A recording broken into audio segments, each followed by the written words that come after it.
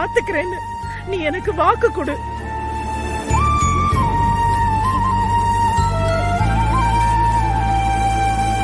அக்கா ஒன்னும் ஆகாதுக்கா, தைரியமா இருங்க. நான் இருக்கேன், நான் பாத்துக்கிறேன். அம்மா, யாரும் அந்த டிஎஸ்பி? இது வரைக்கும் உங்ககிட்ட இவ்வளவு திமிர யாரும் பேசி நான் பார்த்ததே இல்ல. அவன் நம்ம குடும்பத்தையே சும்மா விட மாட்டேன்னு சொல்றான். யாரும் அந்த ஆளு? 20 வருஷத்துக்கு முன்னாடி தொழில்ல நாம மேல வர முயற்சி பண்ணும்போது அந்த ஆளோட அப்பா தான் தொழில் சங்கத்துல முக்கியமான ஆளா இருந்தான்.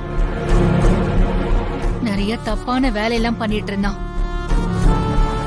கட்ட பஞ்சாயத்து பண்றது, புதுசா ஜவுளி கடை திறக்கிறவங்க கிட்ட போய் நிறைய காசு கேட்டு தொந்தரவு பண்றது அப்படின்னு நிறைய பிரச்சனை கொடுத்துட்டு இருந்தான். நாம உள்ள வரும்போதும் அந்த மாதிரி நிறைய பிரச்சனை கொடுத்தான். நான் தைரியமா அவன் பண்ண தப்பெல்லாம் கண்டுபிடிச்சு அவன் மேல கேஸ் போட்டேன்.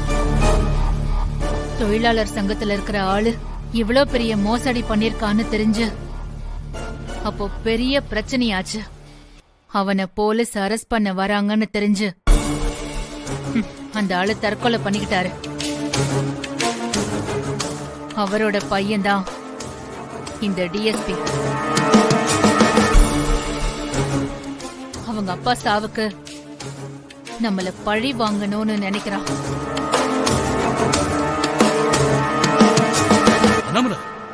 நவநீதனோட பையனா அவன்? ஆமா.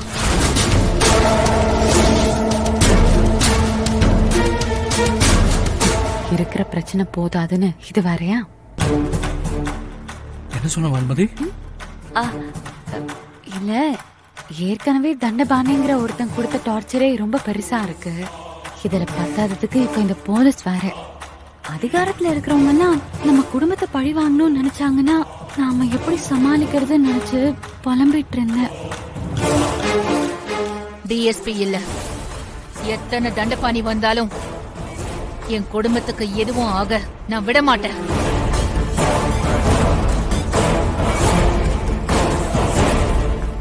மாமா, உங்ககிட்ட கொஞ்சம் பேசணும், வாங்க.